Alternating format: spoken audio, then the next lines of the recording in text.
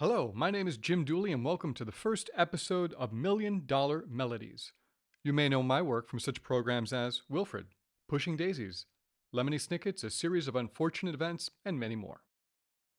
I'll be taking the last 20 years of my professional experience and distilling it into video form.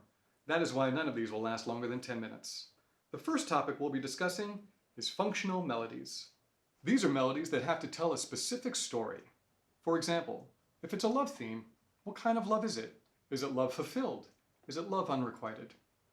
Functional melodies need to read as specifically as the emotions they represent on screen.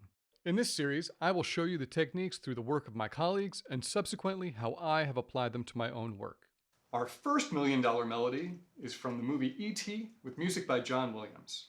This film score has so many incredible melodies, but we're going to focus on one that has had a huge impact on my own writing. Before I reveal this melody, let us examine the dramatic purpose or function that it serves. If I was the director Steven Spielberg, well, I wouldn't be doing this. But if I had to ask John Williams to write a theme, I would ask him this. John, I need a theme that represents that our heroes might not succeed. A theme that says time is against us and ticking away. How would you go about creating a melody that functions exactly in this way? Not sure? Let's break it down. First, we'll examine the harmonic movement, then the rhythmic movement, the chord positions, and then finally, the melody itself. How would you create the feeling of losing? Would the harmony ascend or descend? Right, descend. Rhythmically, how do you give the feeling of time ticking away? Would the rhythms be syncopated and disjointed, or would the rhythms be more clock-like? Yes, they would be very steady in a tick-tock manner. Chordally, should positions go from strong to weak or weak to strong? Right. Strong to weak. What is the strongest chord position? It has the root in the bass. What is the weakest chord position? It has the third in the bass. Our chords should go from strong to weak positions using this technique. Melodically, what notes are the least complete or satisfying? In the key of C, the most complete notes are the 1, 3, 5 of the triad, C, E, and G. I would say the least would be the tritone in the major seventh, F sharp and B. These notes are the tonic and dominant 1 and 5 of the key of B, which is a half step away from C. Let's summarize where we are right now. So if our harmony is descending, our chord positions go from strong to weak, our rhythm is in a clock-like, even tick-tock manner, and our melodic note choices represent some of these foreign tones. Will that get us dramatically where we need to be? Let's find out. I'll start us off with a chord progression based on our idea of descending harmony. D, D flat, C, B.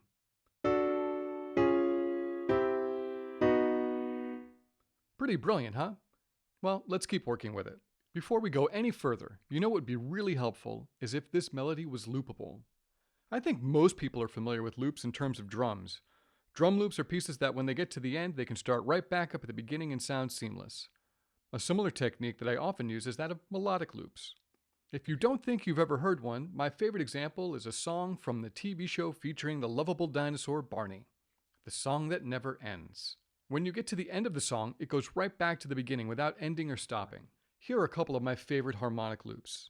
The first is 2 chords from James Newton Howard's brilliant score to The Sixth Sense. I'm sure you've heard these chords before, as film composers, myself included, have been borrowing from this idea for the past 2 decades. If these 2 chords sound familiar, they are also the first 2 chords from If I Fell by the Beatles.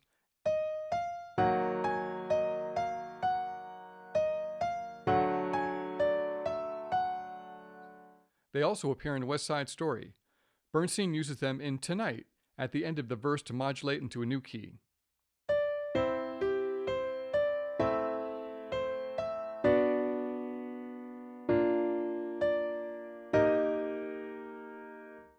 The next is an expansion of this idea by James Newton Howard by Hans Zimmer for the film Inception.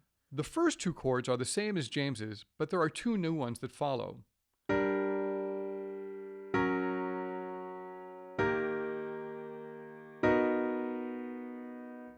The last chord sends us right back to the beginning. Now, back to E.T.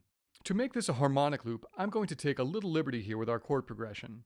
I'm going to take the first chord, D, and put it at the end. That will help us get back to the beginning. So now we have D flat, C, B, D. The D chord at the end will make the D flat that follows it feel inevitable, creating a seamless loop. So now, let's go from strong to weak chord positions. The first chord we will put in the strongest position, root position, and then all the others with the third and the bass.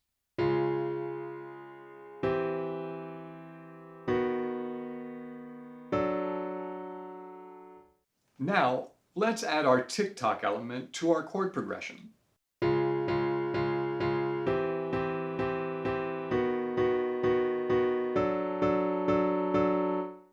Let's add some of our non-chord tones in our tick-tock manner.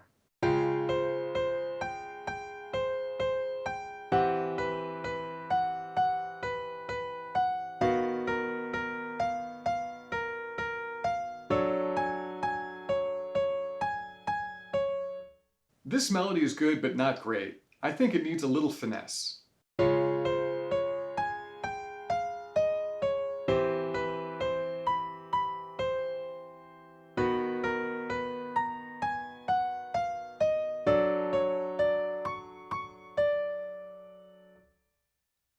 At long last, we have our melody from E.T. as written by John Williams. When this melody appears in the film, it does exactly what our director has asked it to do emotionally and dramatically. It is a functional melody. Watch the bicycle chase at the end of E.T. and you'll see and hear the profound storytelling accomplished by John Williams and his $1 Million Melody. I have applied this technique to writing my own themes for a series of unfortunate events. The Baudelaire orphans exist in a world where they can't seem to catch a break. Everything is going wrong all of the time. Before working to picture, I knew I needed a theme that musically represents this idea. Using the techniques we have just discussed, I began with a descending chromatic scale.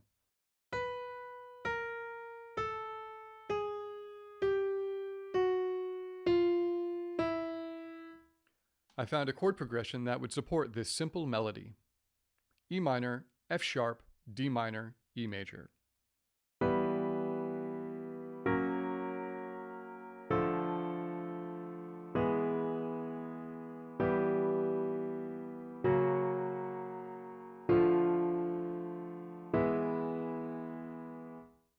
The E major at the end easily gets us back to the beginning of E minor, and again we end up with a harmonic loop.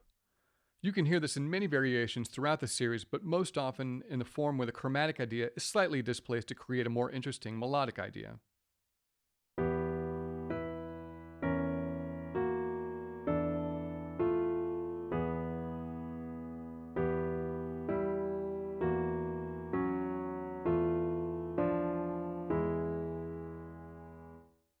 The rhythm is also very tick-tock, but at a much slower tempo, as to give the feeling of melancholy in our dark and dreary world of the orphans.